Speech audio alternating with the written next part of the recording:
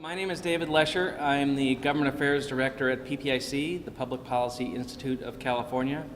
And I'm sure most of you are familiar with PPIC. We are a nonpartisan research institute or think tank based in San Francisco with offices here in Sacramento. And we do research on virtually all of the topics that cross the plate here in Sacramento, in addition to the PPIC statewide survey, which we'll hear about today on the topic of education. So a couple of quick announcements before we get started. I wanted to say a thank you to the James Irvine Foundation. This event and that lunch, that wonderful lunch, and that wonderful beer bread, which a lot of people write about in our evaluations, is paid for by the James Irvine Foundation. This event is part of a series that we call the James Irvine Foundation Briefing Series. And also thank you to the S.D. Bechtel Foundation, the Dirk and Charlene Capsnell Foundation, the Silver Giving Foundation, and the Stewart Foundation, which all participated in the funding for this particular survey that we're going to hear about today. You should have had a two-page handout when you came in that summarized the report, and also a sheet that has a kind of an evaluation form that if you wanted to fill it out and drop it off on the desk on the way out, tell us how you think we did. That would be very much appreciated. And a quick announcement about one of our upcoming events. We've had a lot of events lately. In fact, I wanted to mention we had a panel discussion about Common Core and the Common Core standards in education, which is going to be a topic of a lot of questions in this poll.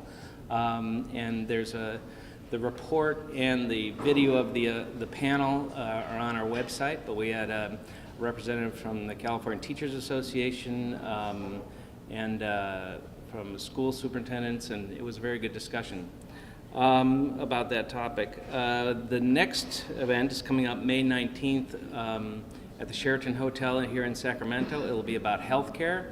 And there'll be a panel discussion with Sandra Shuley, who's the Secretary for Health and Human Services for the state of California. Also, Sandra Hernandez, the CEO of the California Healthcare Foundation, and Mitchell Katz, who is the Director of the Social Services Department in Los Angeles County, which has done a lot of work in this area and been very innovative.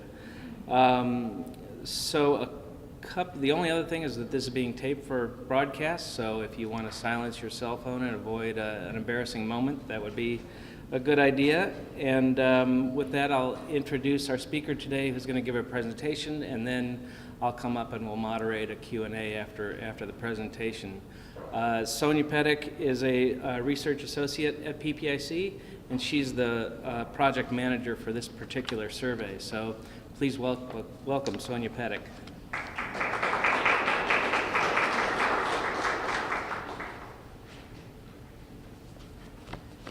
Thank you, Dave, and thank you, everyone, for being here today. Living in the Bay Area and being very used to traffic, I was very surprised not to hit any traffic on 50 on my way up here. I was feeling for all of you dealing with that closure.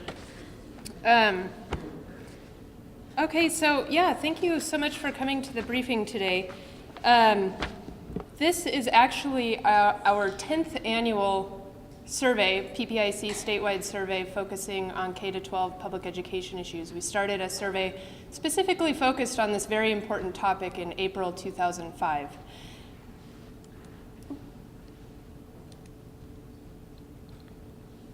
Okay. Get that together. I know some of you have, or many of you have been to a statewide survey briefing in the past, but for those of you who have not, I'll briefly mention what the sort of mission and goals of the PPIC statewide survey are. It was started in 1998 and with the idea of providing timely, relevant, and nonpartisan data on the political, social, and economic opinions of Californians. And the idea really is to try to inform and improve the state policy-making process, raise awareness, and encourage discussion. We also like to provide a voice to Californians in important state policy debates, both voters and non-voters alike. Since 1998, we've interviewed over 295,000 Californians in more than 140 surveys.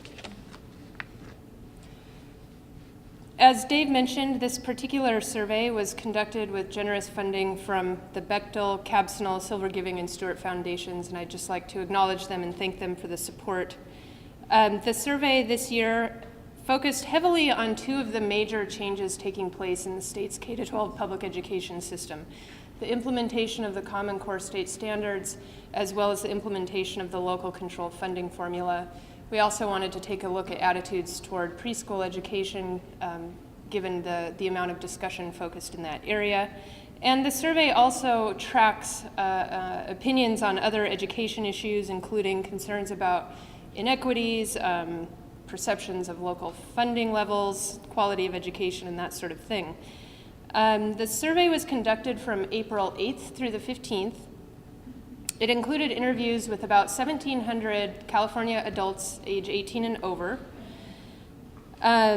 Interviews are conducted on landline or cell phone and in English or Spanish, all according to respondents' preferences. And throughout the survey, or throughout the presentation today, you'll hear me reference some of the important subgroups that we're able to look at among the total sample of California adults. One is likely voters. We take a look at the people who are registered to vote, who are citizens, who say they, depending on their frequency of voting in the past and interest in politics, we sort of identify them as likely voters. We're also able to look at findings across political parties, across major regions of the state, across important demographic subgroups, including race, ethnicity, income level, education, and that sort of thing. Of course, the margin of error does get higher the smaller the group gets.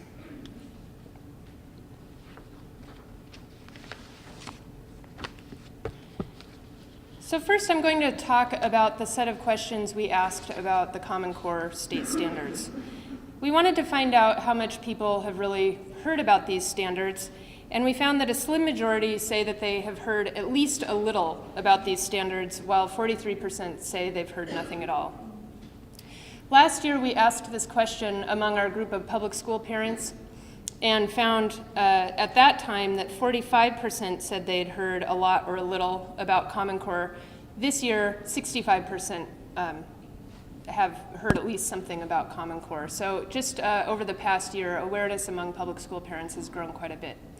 And I should have mentioned a moment ago when I was talking about subgroups, one of the great things about this survey is we do have a sample of about 400 public school parents, which includes both voters and non-voters.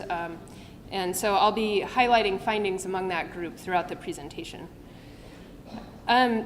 We also like to compare, every time we do a survey, we like to compare findings among Californians when we can to those among adults nationwide in national polls. So a recent Gallup survey conducted in early April also asked people whether they'd heard about the Common Core state standards, and they found among public school parents that 68% said that they had heard of them, so it's very similar in California. We find that about 6 in 10 across political parties have heard at least a little bit about Common Core standards, and across racial and ethnic groups, it's between 50 and 60%.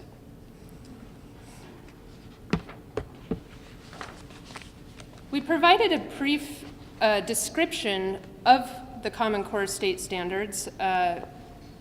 I might as well quickly read the question so you can see exactly how we framed it. So we said that the Common Core state standards are a single set of K-12 English language arts and math standards that most states, including California, have voluntarily adopted. The state leaders who developed the standards say they are designed to ensure that students graduating from high school have the knowledge and skills they need to enter college programs or the workforce. In general, do you favor or oppose these standards? We used some of the language on the Common Core Initiative website to come up with this description. And actually, you'll find the findings presented here on your handout. It's the first chart on page 1.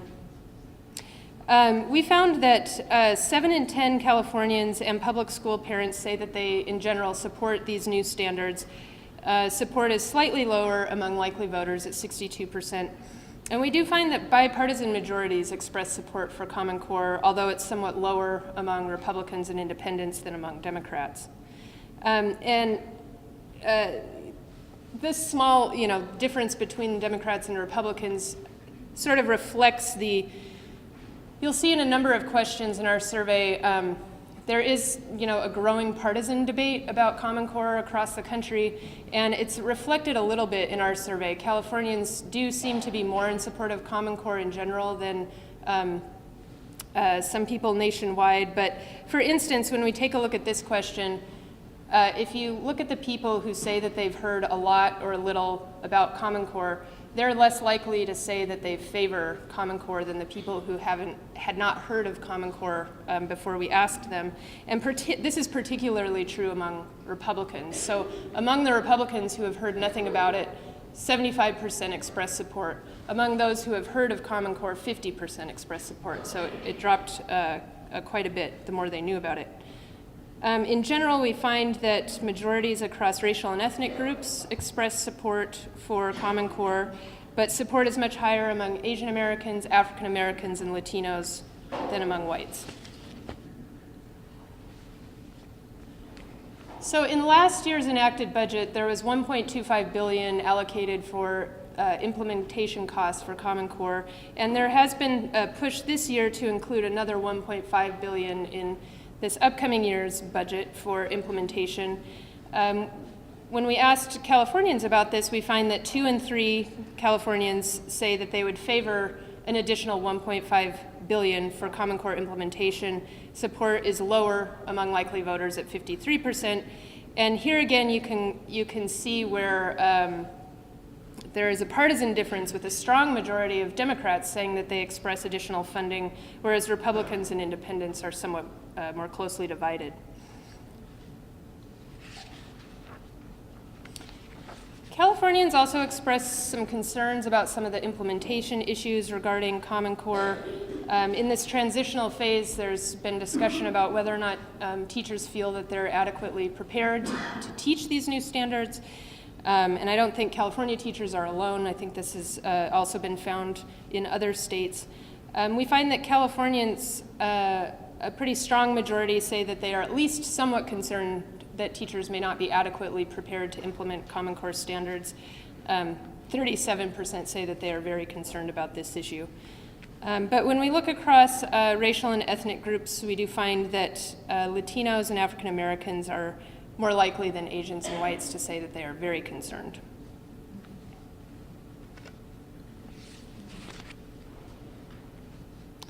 This year, with the implementation of these two major changes to the K-12 system, there's a much greater level of involvement for parents, and we thought it would be helpful to understand whether or not parents know about these standards and how they will impact their child. So among public school parents, we found that half say that they have received information from their child's school or school district about Common Core state standards, with 37% saying they feel the information is adequate in helping them understand how these standards will affect their child. 16% say they feel they need more information. And 43% of public school parents say that they have not received information from their school or school district. And I should point out, this is one of the tricky things about doing a survey, that it's very possible that all the schools and school districts have provided parents with information. We don't know that for sure, but what this question does tell you is that 43% of parents either actually have not received information or the information hasn't registered. We find that about 55% of both Latino and white public school parents have received information, and Latinos are more likely to say that it's adequate. And I should point out that when we get down to this smaller group of public school parents, about 400, we are not able to look at all of the demographic subgroups. So for instance, with race ethnicity, we can look at findings among Latino and white public school parents, but the sample sizes for Asian American and African American public school parents are just too small to report separately.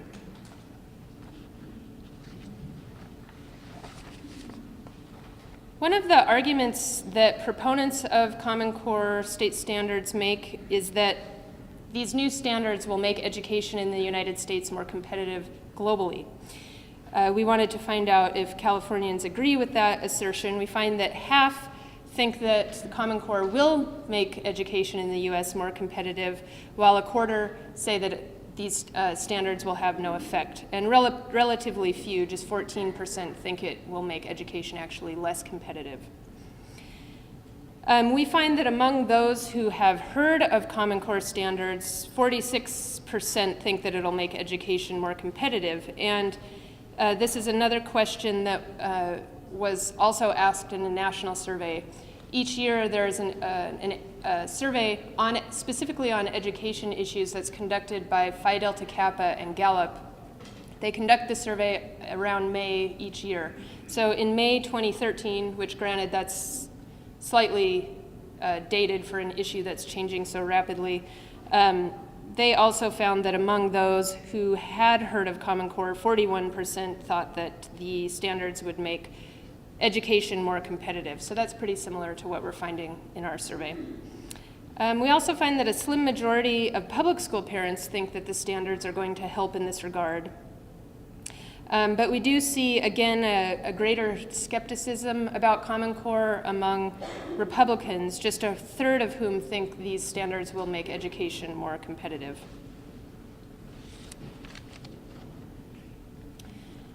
Some of the other goals that proponents talk about with Common Core is, or one of them would be an emphasis on students learning critical thinking and problem-solving skills. So we asked respondents in our survey if they think implementing Common Core will help students develop critical thinking and problem-solving skills, and found that 2 and 3 are at least somewhat confident, but just 16% say they're very confident. And one of the other goals is to make students more ready to enter college or enter careers upon graduating from high school. We find that, again, 2 and 3 Californians are confident that the standards will help in this regard, and again, a smaller share, about 17%, say that they're very confident. Not surprising, the Californians who say they support the standards overall are much more likely to say that they're confident that the standards will have these effects for students.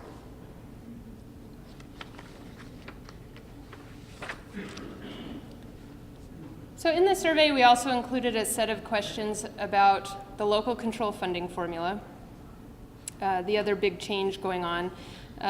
This new financing formula will be phased in over 8 years, and school districts are busily working on their first local control and accountability plan for how funding will be spent, and those are due July 1st to counties. So we wanted to find out if people are aware of this policy sort of by its official name, and we found that it's not too surprising that this is not well-known nomenclature among residents in general. 72% of Californians say they've heard nothing about the local control funding formula, and 27% have heard either a lot or a little. Public school parents are slightly more aware, with 37% saying they've heard at least a little about the financing formula. But we find really across regions, across political parties, across demographic groups, awareness is very low, and no more than 5% say that they've heard a lot. When we sort of outlined the general goals of the local control funding formula to provide extra funding for English language learners and lower income students, and to give local school districts more flexibility over how to spend state funding, we find that in general there is a high level of support for what this formula is doing. 7 in 10 adults, likely voters, and public school parents say that they favor this plan. And these findings are actually consistent with what we found last year. So we really tracked attitudes about the purpose of the local control funding formula from sort of from proposal to policy. We asked it probably about 4 or 5 times in 2013. We didn't use the local control funding formula by name, and we focused on the targeted funding aspect as opposed to the local control aspect. And throughout the year, we found at least 70% of Californians saying that they supported the idea of additional funding for English learners and lower income students. In separate questions, we asked about the idea of giving greater flexibility to local school districts in spending state funds, and we also found very strong support for that idea. Today, we find that bipartisan majorities express support for the goal of the local control funding formula, but it's much lower among Republicans than Democrats.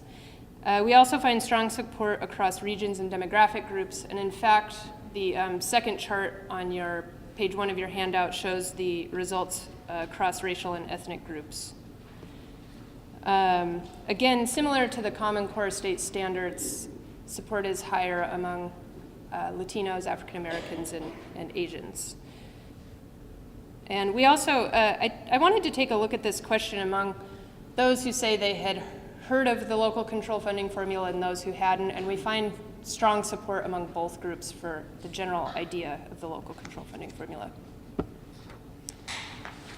But just as we saw with Common Core, there are some concerns about implementation. So for example, despite the high levels of support for the formula itself, there is not overwhelming confidence in local school districts to use the money wisely. We find a slim majority, 53%, say they are very or somewhat confident that local school districts will use this money wisely, and 46% are either not too or not too confident.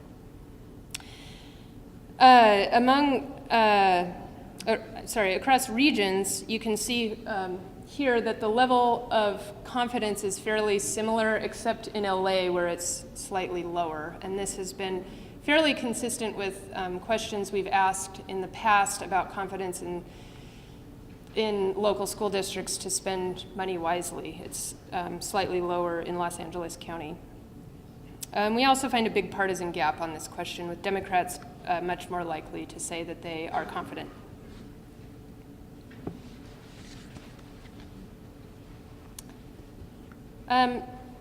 Still, Californians are fairly optimistic about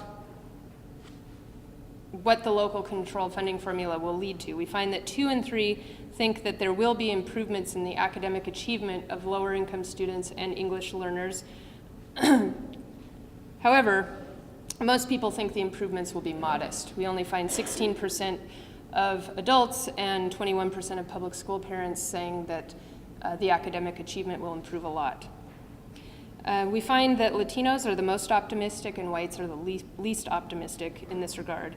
And again, we find Democrats more optimistic than Republicans and independents.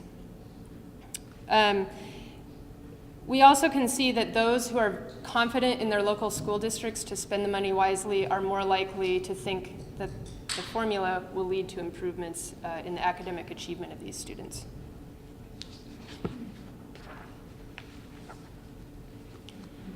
So one of the key requirements of districts as they develop their local control and accountability plans is that they involve parents and get their input and feedback. Many districts have already started doing this. They've had meetings, they've conducted surveys, they're posting feedback on their websites. What's not so clear is how this feedback will be used or how they are supposed to use it. Still, we wanted to find out if Californians think that this is an important requirement. And we find a pretty overwhelming consensus among Californians, likely voters, public school parents, voters across parties, Californians across regions and demographic groups, that it's important to include parents in this process, and most are saying that it's very important that parents get included. We also find that among our group of public school parents, most say that they are interested in actually becoming involved in the process themselves. A slim majority, 53%, say that they are very interested in this. In a separate question, we find that about half of public school parents say that they have received information from their child's school or school district about how to become involved. And importantly, among both those who say they have received information and among those who say they have not, there's a similar level of interest in becoming involved. And then finally, for this set of questions, I wanted to focus on some that we asked about preschool education. Senator Steinberg has already proposed a bill to provide state funding for voluntary preschool for all 4-year-olds across the state, and certainly there's a growing body of research showing that preschool can be important. We find that among Californians, nearly all think that attending preschool is at least somewhat important to a student's success in kindergarten through grade 12. We find that 2 and 3 consider this very important. The share of public school parents holding this view is higher, and we do see that there's a slight decline across income levels in the percentage saying that it's very important. We also find that across racial and ethnic groups, a higher share of African Americans and Latinos consider preschool education to be very important to a child's later success in school. We actually asked the same question in 2006 when there was an initiative on the ballot to fund voluntary preschool for 4-year-olds that would have been funded with a tax on upper-income Californians. Voters defeated that measure, but at the time, 6 in 10 registered voters also said that they thought preschool would be very important to a child's later success, and that's also what we're finding in this year's survey. 6 in 10 registered voters hold that view. I should briefly mention, we asked a separate question about whether people are concerned that children of lower income families may not be able to go to preschool, and we find that concern is fairly high across the state's groups. Most people are at least somewhat concerned that those children cannot attend preschool.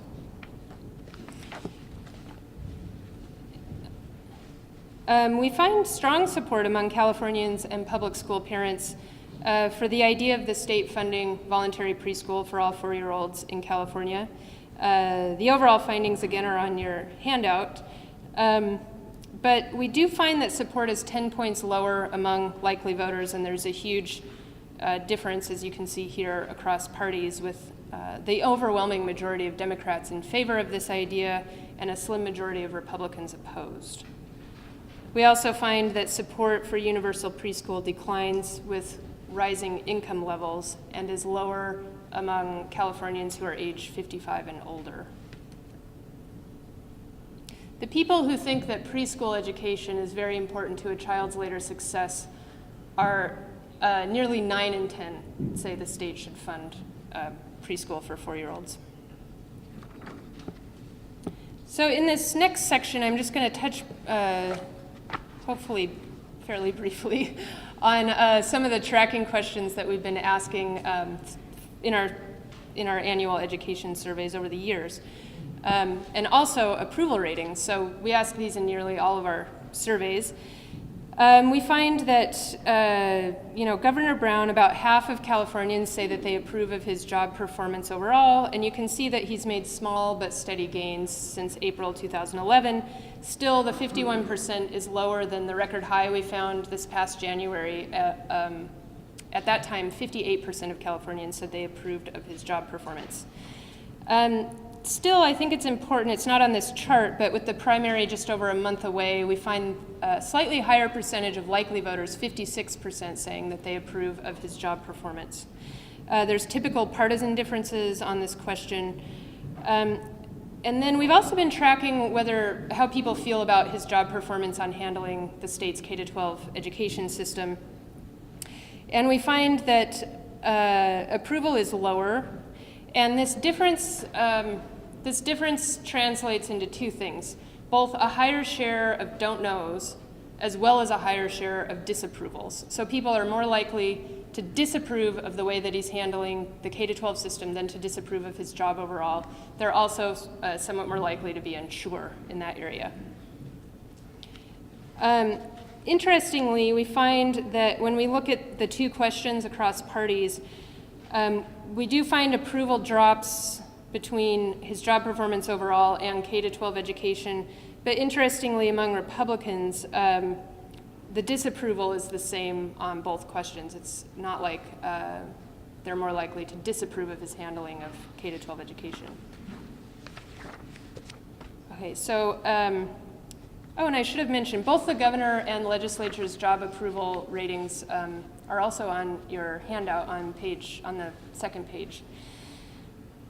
When it comes to the state legislature, in our survey, we didn't see really any fallout in the wake of the Senator Yee scandal in their overall job approval. We find 4 in 10 Californians say that they approve.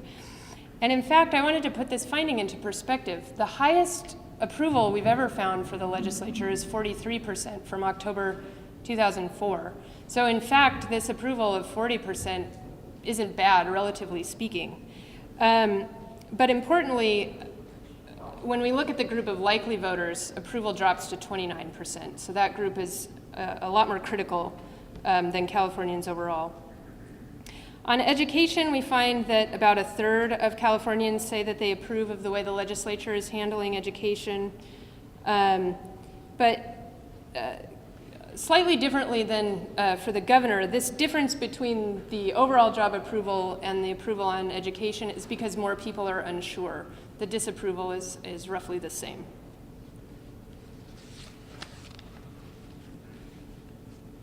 Actually, the first survey that we ever conducted at PPIC was in April 1998, and 2 of the questions we included were the questions you'll see here. We wanted Californians to give us their perceptions of how California ranks compared with other states when it comes to per pupil spending and student test scores.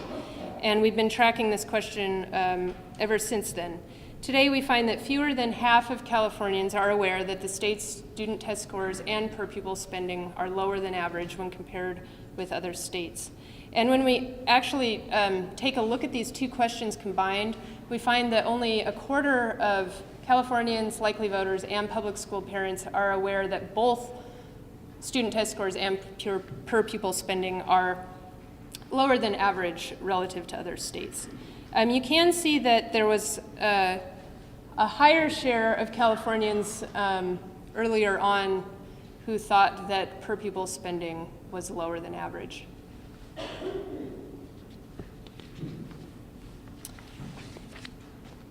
We included some questions in the survey that we've been tracking for several years, and these questions sort of get at some of the issues that the local control funding formula is sort of meant to correct, like some of the issues affecting the state's more disadvantaged students.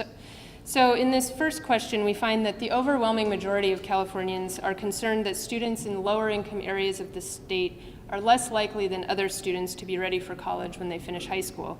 We find 6 in 10 Californians and public school parents say that they're very concerned about this issue.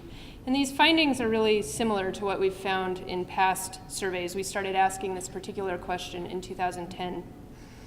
We find that, similar to previous years, concern is especially high among African Americans compared to other racial and ethnic groups. We also find that Republicans are much less likely than independents and Democrats to say that they're very concerned about this issue. We also find that overwhelming majorities of Californians and public school parents are concerned, at least somewhat concerned, about English learners scoring lower on standardized tests than other students. About half say that they are very concerned, and you can see this level of concern is similar across racial and ethnic groups. There has been some variation over time in the percentage saying that they're very concerned. We've found about between 43 and 56% saying they're very concerned since 2006. In a third question, we find that most Californians are also at least somewhat concerned about a shortage of good teachers in the state's lower income areas compared to other areas in the state. Nearly 6 in 10 Californians and public school parents say they're very concerned about that issue.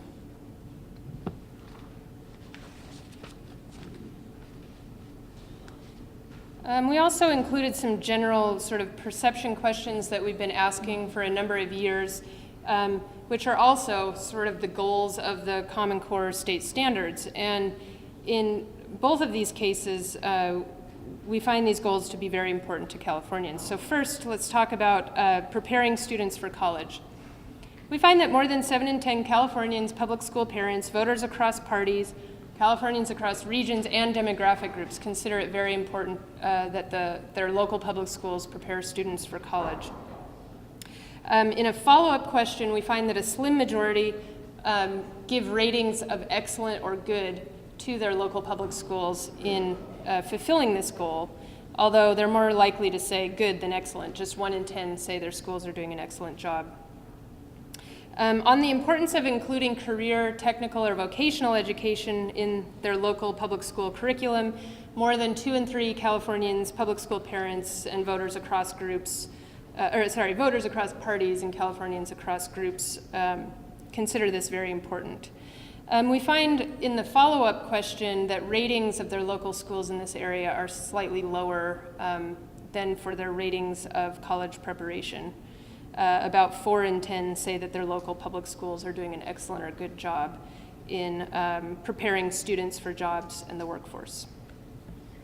And in fact, this is another case. We took the 2 questions and combined them, how they would rate their public schools. Just 35% give positive marks to their local schools in both of these areas. So they definitely see some room for improvement. This pie chart helps explain why college preparation is so important to public school parents. The overwhelming majority, and we've found this finding has been consistent over time, the overwhelming majority of public school parents would like their child to go to college and attain either a 4-year or graduate degree. This is true across racial and ethnic groups, income groups, education groups. However, we do find that whites are twice as likely as Latino public school parents to hope their child attains a graduate degree. And we also see that the hopes for the highest levels of education increase with household income levels.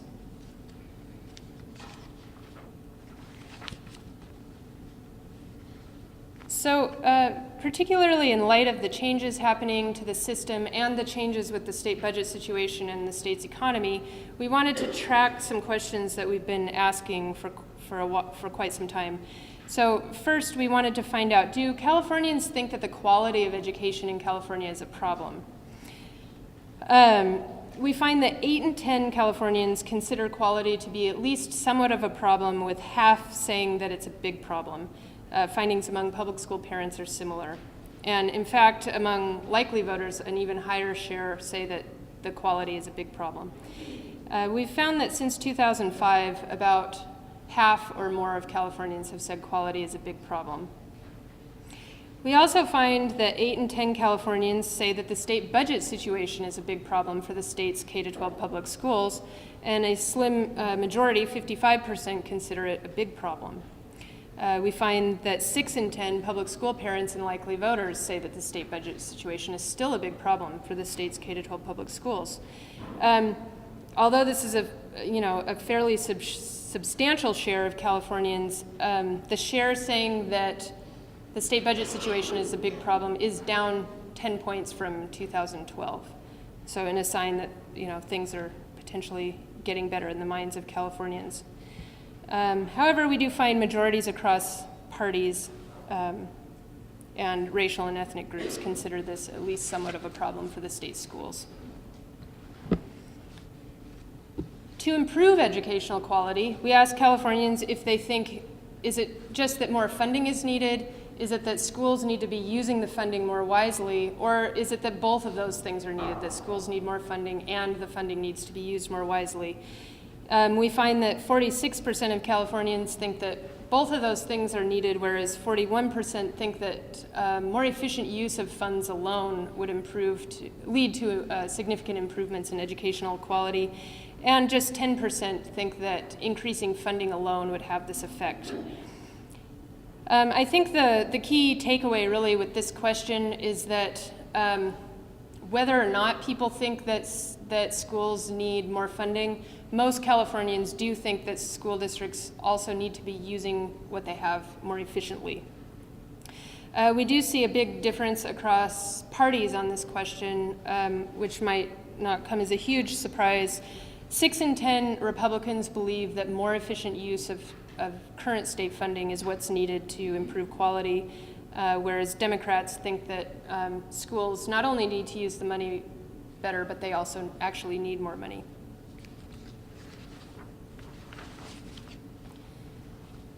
We've also been tracking opinions and perceptions of of respondents' local public schools. We find this year that half of Californians would give their local public schools a grade of A or B, although the share giving A's is relatively low at 14%. But these findings are really quite consistent with what we've found over time. We've found about 50 to 55% since 2005 have given grades of A or B. Since it's not pictured here, I thought I'd mention 30% would give their local schools a C, and just 15% would give their local schools a D or an F. We do find higher marks among public school parents, and about half or just over half across regions give A's or B's. This was a question also asked in the national Phi Delta Kappa Gallup poll last May, and adults nationwide gave remarkably similar responses when it comes to grading their local public schools. Still, many Californians think that the state funding levels at their local schools are not enough. 53% of Californians and 62% of public school parents hold this view. Still, this is down 10 points from last year and 2012. At that time, it was just over 6 in 10 who thought that state funding levels were not enough at their local public schools. But you can see that the perception that funding is falling short is particularly high among African Americans. So local school districts are sort of limited in the number of ways that they can raise revenues because of Proposition 13. One way to do so is to pass a bond measure for school construction projects. We find that 2 in 3 Californians say they would vote yes if there was a measure on their local ballot, a local bond measure on their ballot for school construction projects. But support is somewhat lower among likely voters at 55%, which is the actual vote threshold needed to pass a school bond measure, 55%. And we've actually found that since 2007, results have been fairly similar. Between 53 and 58% of likely voters have said they would vote yes. Support was somewhat higher previous to 2007. But we do see a big party divide. The overwhelming majority of Democrats would support this type of bond measure, whereas Republicans are more divided. Another possibility for local school districts is to pass parcel taxes. And when we ask Californians if they would vote yes or no if their local ballot had a measure to raise parcel taxes for local schools, we find 57% of Californians say they would vote yes, but support is lower among likely voters who are divided on the issue. And in fact, this level of support among likely voters, 48%, falls well short of the 2/3 vote that would be required to pass this type of measure. And again, we find that there's a big partisan divide on this issue. Most Republicans opposed, most Democrats in favor. Over time, we started asking this question in April 2008, and we found that between 48 and 54% of likely voters have said that they would support a parcel tax. So there certainly has not been resounding support for this idea. And I often get asked this about parcel taxes. We do find much higher, much higher support among renters compared to homeowners. Comes probably as a little surprise.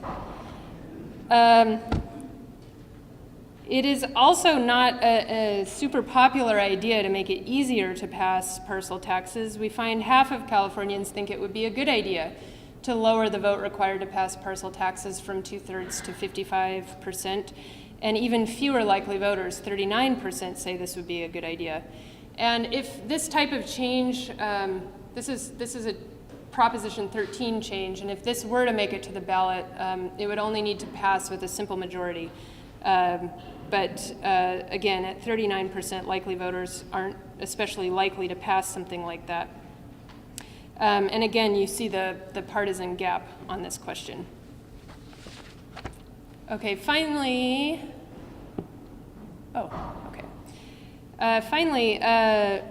we've been tracking attitudes about the gubernatorial election, primary election that's coming up.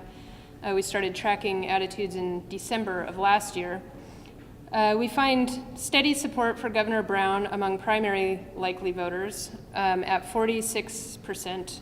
This is similar to what we found last month and similar to what we found in December. Support was slightly higher in January at 53%.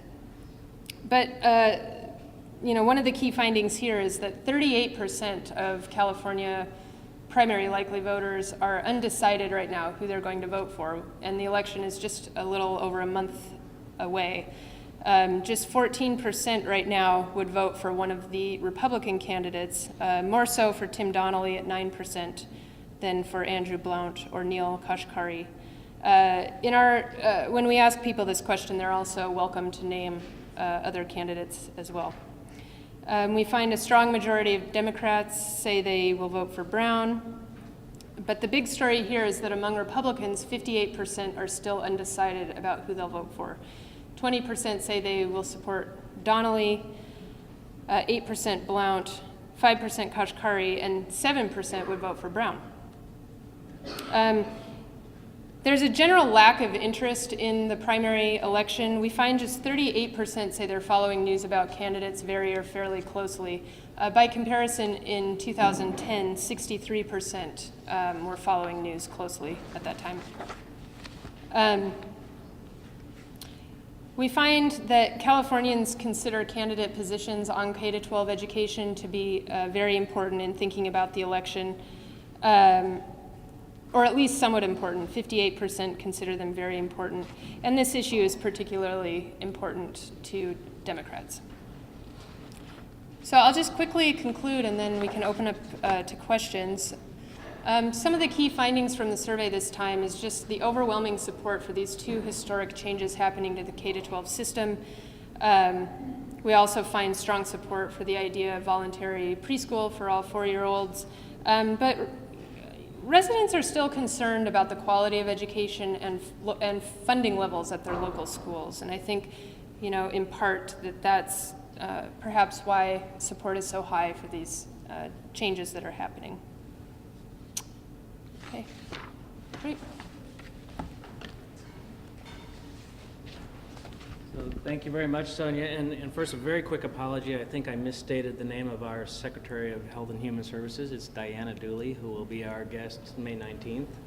And also, just a quick comment, just to put this in some context for these findings. I mean, I think they're very interesting right now, but they're going to be very interesting to watch going forward too, because some of these policy changes are just at the very beginning, and it's hard, as a lot of you know, and who are working in this world, it's hard to overstate the magnitude of these changes. I mean, LCFF is about how we spend about $50 billion a year, and a pretty important recognition that, it costs more to educate low-income and EL students than it does others. That's not a small finding for a state like this.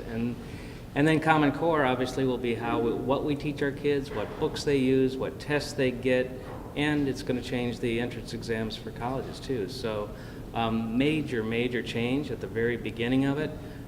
There's tests going on to test the test for Common Core right now, but that'll kick in over the next year and a half or so. And if you see our report, if you're interested in the topic, I think the report was a very good snapshot of where we are in the implementation of Common Core right now.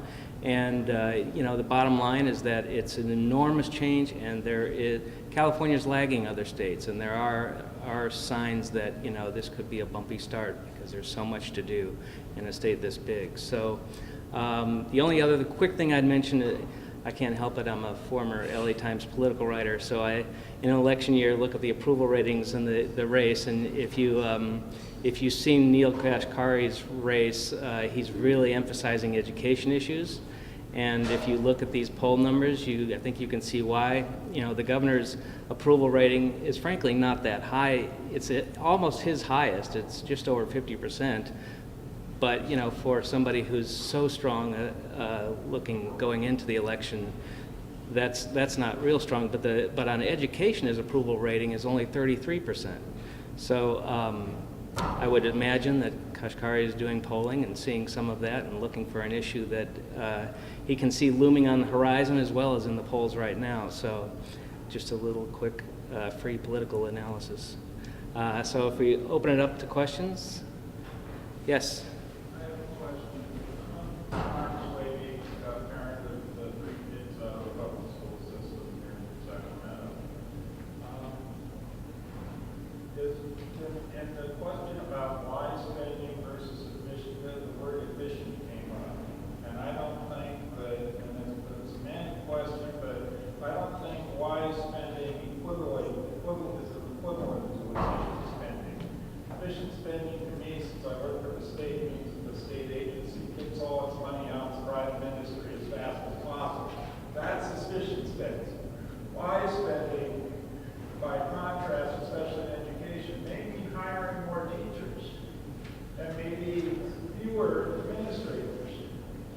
And that isn't necessarily efficient spending, but it could be considered wise. There have the other issues as far as the wise versus efficient. Efficient is not equivalent to wise. So I'll just interrupt you to say that you can blame me for using the two terms interchangeably, because the question itself does not use the word efficient. The question says, do funds need Repeat to, the question. do we need to increase funding, use the current funding more wisely, or both, For our Because television you make audience. you make a good point. Oh, I'm sorry, our attendee was asking about our question about adequacy of state funding and better use of state funding, and was saying that there's a big difference between the efficient use of funds and using funds more wisely. Other question? Yes. It's a comment in that question. The comment is, it would be great if you added the number of respondents to when you showed the slides, for example, in the beginning. What I understood was that there was there were about 400 parents answering the survey, and then when they answered, if they thought Common Core would, what they had received information, right, or if they had seen. I guess the question is if they seen it, because they could have received it, not seen it. It was like 40-something% had not seen it. But then when we asked, do you think that the Common Core will increase critical thinking? I would imagine that those people would say, I don't know, because they have not even seen the information. Yet, the I don't know was like 4%, which is, your population of parents was much bigger than that within your sample, 1,700 people. So it would give me a clear idea of who responded to that question. The other one that it's a question I was really curious was when you asked if from the different, you had the responses spread among different ethnic groups. And I was just curious if the question was phrased exactly that way, like, are you concerned that English learners score so much lower in statewide assessment? And it was like, across the board, it was like 50-51%, including all Hispanics. So I was just curious, was that how the question was asked? Because I'm really curious, why would Hispanics not more than 50% would think that's not an issue? The question from our attendee was about the question wording of the concern about English language learners scoring lower on standardized tests, and why we think that there were no big racial and ethnic differences in response to that question. The question was worded, how concerned are you that English language learners score lower on standardized tests than other students? So it was a pretty simple question. And the findings that we did present, it's important to keep in mind that that's just the percentage saying they're very concerned. There's also a big share saying that they're somewhat concerned. So it's not to say that Latinos are not concerned about that issue, it's just perhaps not their most important concern at the moment. And in past years, we have found higher levels of concern among Latinos about that issue. So we'll keep tracking that question. It might be This year's finding might be an anomaly. Not sure. I think it's interesting that polls also measure just public impressions.